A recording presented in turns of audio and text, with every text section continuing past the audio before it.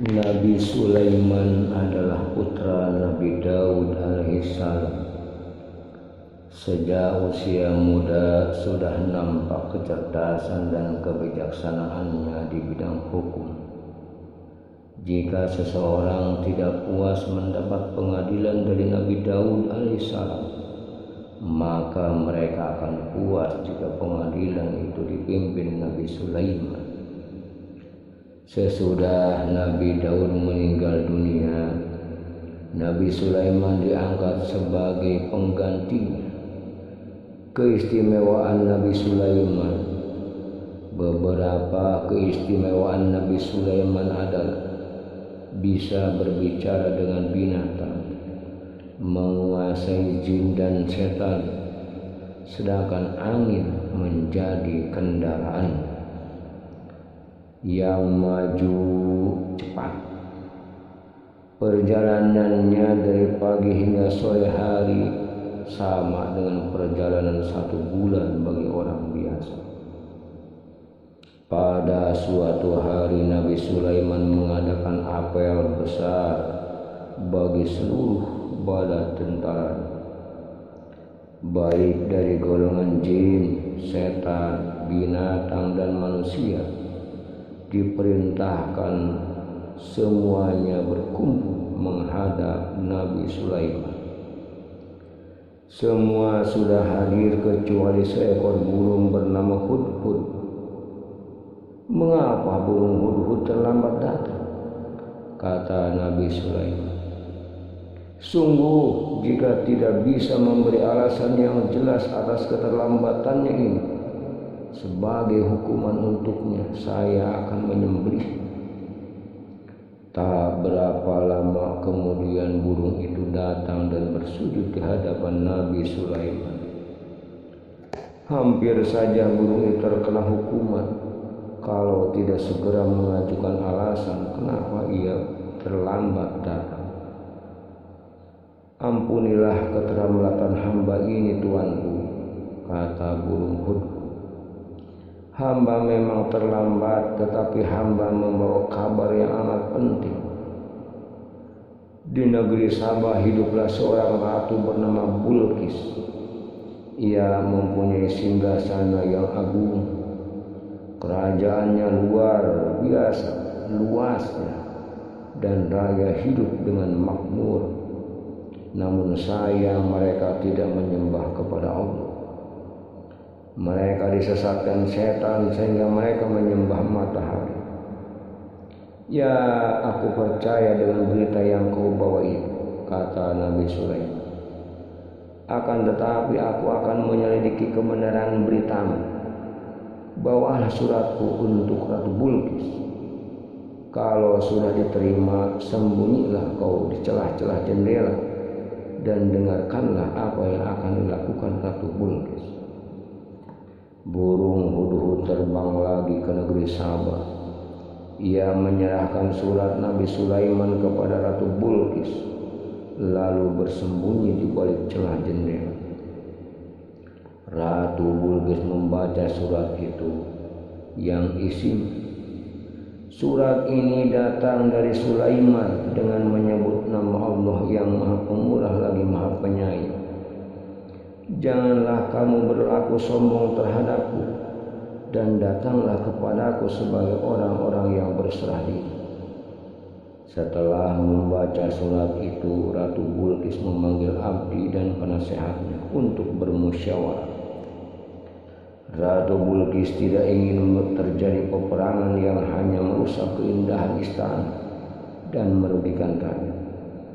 Maka dalam musyawarah itu Ratu Bilqis akan mengirimkan hadiah kepada Sulaiman melalui utusannya.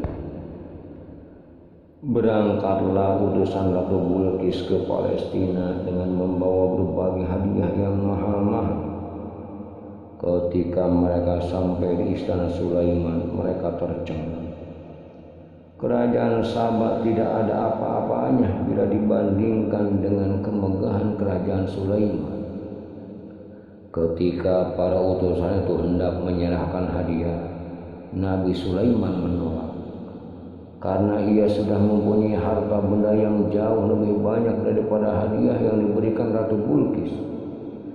Ia hanya minta kedatangan Ratu Bilqis agar ratu itu memeluk agama Islam dan meninggalkan penyembahan terhadap matahari. Jika menurut, maka kerajaan Sabah akan selamat. Jika membangkang, maka Sulaiman akan mengerahkan bala tentaranya yang tidak mungkin akan dilawan Ratu Bilqis. Para utusan itu segera kembali ke negeri Sabah. Mereka melaporkan segala apa yang dilihatnya tentang Sulaiman dan kerajaannya yang jauh lebih besar, megah dan kuat daripada negeri Sabah. Akhirnya diputuskan bahwa Ratu Bilqis akan datang memenuhi perintah dan permintaan Nabi Sulaiman. Dengan diiringi ribuan prajurit, Ratu Bilqis penguasa negeri Sabah datang menemui Nabi Sulaiman di Palestina. Ia benar-benar tercengang, tak habis pikir betapa hebat kerajaan Nabi Sulaiman. Negeri Sabah tak ada artinya dibanding kerajaan Nabi Sulaiman. Ratu Bilqis merasa malu bila mengingat betapa dahulu ia telah mengirim hadiah kepada Nabi Sulaiman untuk melunakkan hatinya agar Sulaiman tidak menyerang negeri Sabah. Sebelum Ratu Bilqis datang, tahtanya sudah datang mendahuluinya. Nabi Sulaiman bertanya, "Serupa inikah tahta kerajaan?" "Ya, seperti kepunyaanku," kata Ratu Bilqis seraya memeriksa singgasana tahta kerajaan. Akhirnya ia yakin bahwa tahta itu memang miliknya sendiri, walaupun sudah dirubah sedikit warna.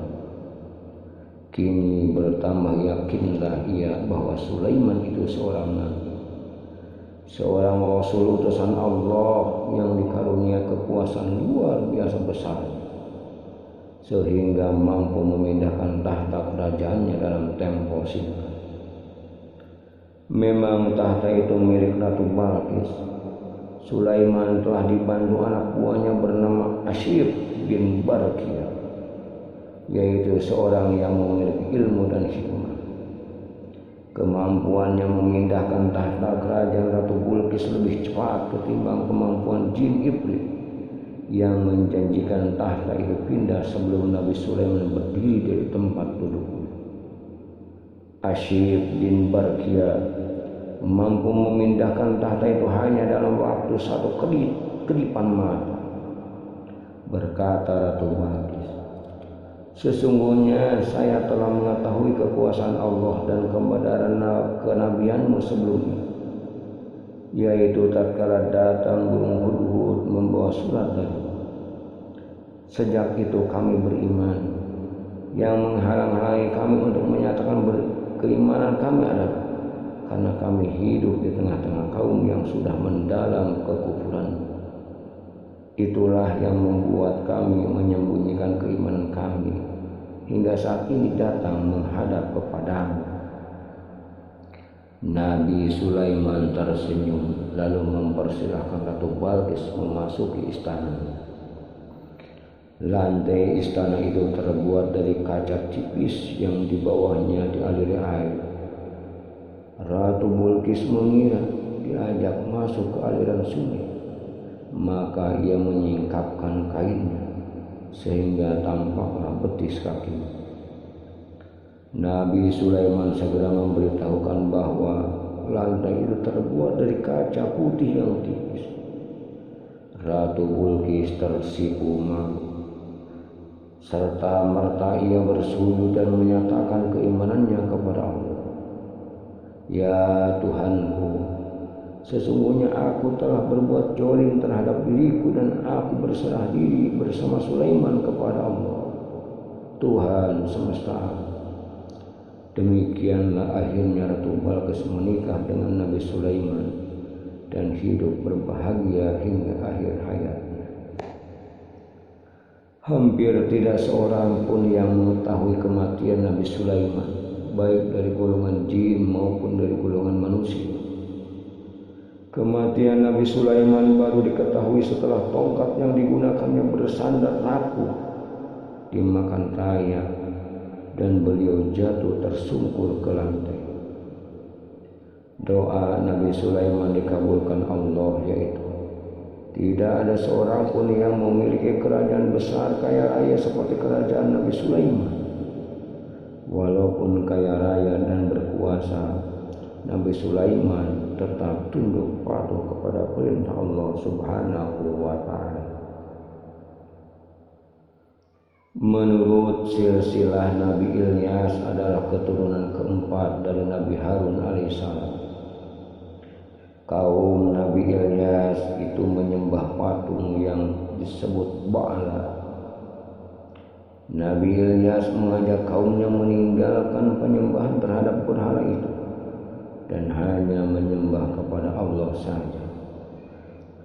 Berkata Nabi Ilyas kepada kaum, takutlah kepada Allah, yaitu Tuhan kamu yang menciptakan kamu dan Tuhan dari nenek moyangmu. Tiada jemu-jemunya Nabi Ilyas menyeru kaumnya agar meninggalkan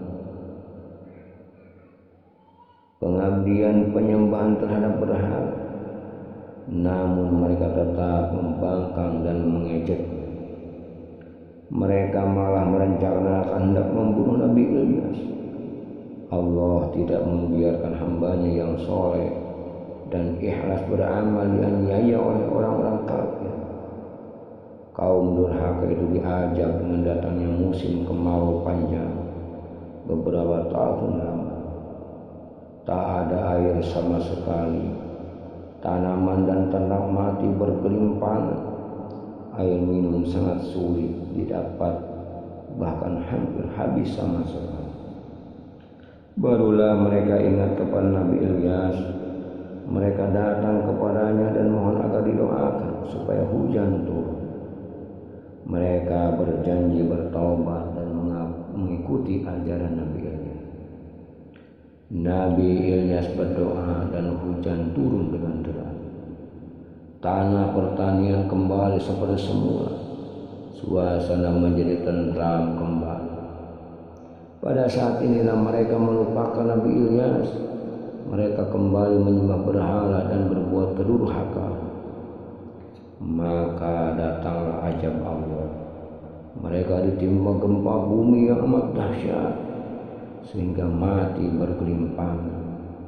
Sedang Nabi Ilyas dan para pengikutnya diselamatkan Allah Subhanahu wa ta'ala. Kisah Nabi Ilyas tidak banyak disebutkan di dalam Al-Quran. Nabi Ilyas maksudnya. Data tentang beliau sangat minim sekali. Tetapi beliau termasuk salah seorang nabi yang wajib diiman. Seperti tersebut di dalam Al-Quran. Dan ingatlah akan Ismail, Ilyasa, dan Zulkifli. Semuanya termasuk orang-orang yang paling baik. Jadi Nabi Ilyasa termasuk orang-orang yang paling baik. Ia adalah pengikut Nabi Ilyas. Sejak kecil beliau sudah taat kepada Allah. Beliau selalu mengikuti Nabi Ilyas. Setelah Nabi Ilyas wafat, maka beliau Ilyas diangkat menjadi Nabi dan Rasul.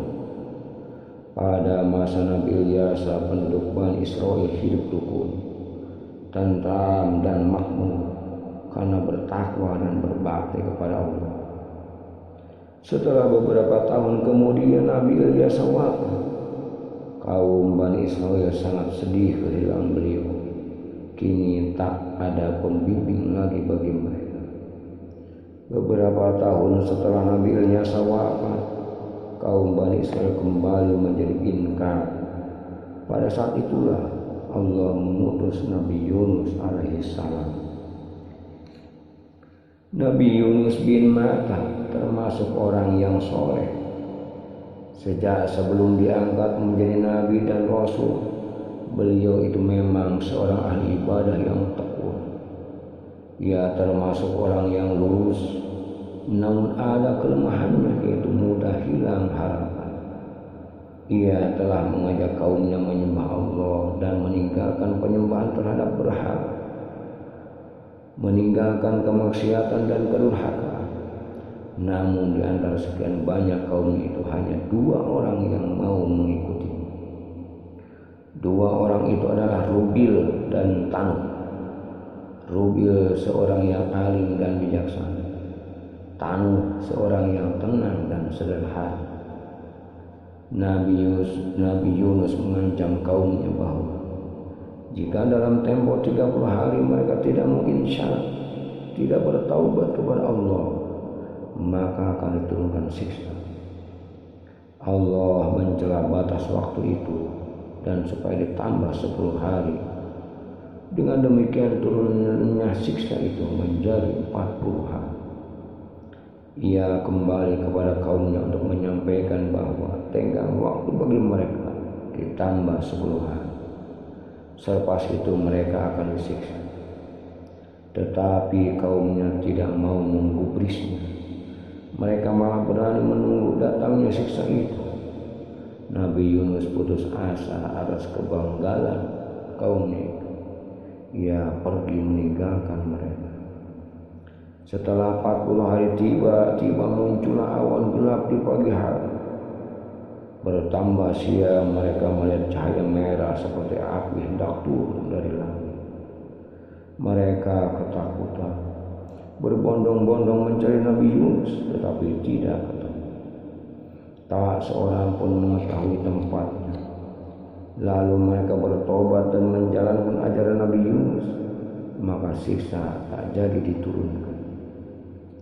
Nabi Yunus tak tahu kalau harus pergi kemana. Tiba di tepi laut, ia menumpang sebuah kapal. Penumpang kapal sebenarnya sudah banyak. Ketika tiba di tengah laut, kapal itu oleng dihantam ombak. Semua perbekalan sudah dikurangi, namun kapal tetap oleng. Nahkoda memutuskan untuk melempar salah seorang penumpang ke laut. Diadakanlah undian, diundi 3 kali, selalu nama Yunus yang keluar. Tak dapat ditolak lagi, maka Nabi Yunus dilemparkan ke tengah laut. Allah tidak menghendaki Rasulnya binasa. Seekor ikan paus besar diperintah menelan Nabi Yunus. Di dalam perut ikan itulah Nabi Yunus sadar akan kesalahannya telah meninggalkan kaumnya. Ia berdoa kepada Allah dan bertaubat kepadanya. Ya Allah, tiada Tuhan selain Engkau, Maha Suci Tuhan. Sesungguhnya aku telah menganiaya diriku sendiri, dan aku termasuk golongan orang yang zalim. Atas kesungguhannya dalam berdoa dan karena rahmat Allah, maka Nabi Yunus dikeluarkan dari perut ikan paus. Ia tiba di tepi pantai dalam keadaan sakit dan lemah. Setelah Allah mengembalikan kekuatan dan kesehatannya, maka ia segera kembali kepada kaum. Ternyata kaumnya itu menyambut kedatangannya dengan gembira. Tak kurang dari 100.000 orang telah diseru Nabi Yunus untuk menyembah Allah, karena kaumnya menurut dan bersedia diajak beribadah kepada Allah. Maka Allah memberikan kelapangan dan ketentraman hidup dan kesenangan selama beberapa masa. Wallahu a'lam bishawab.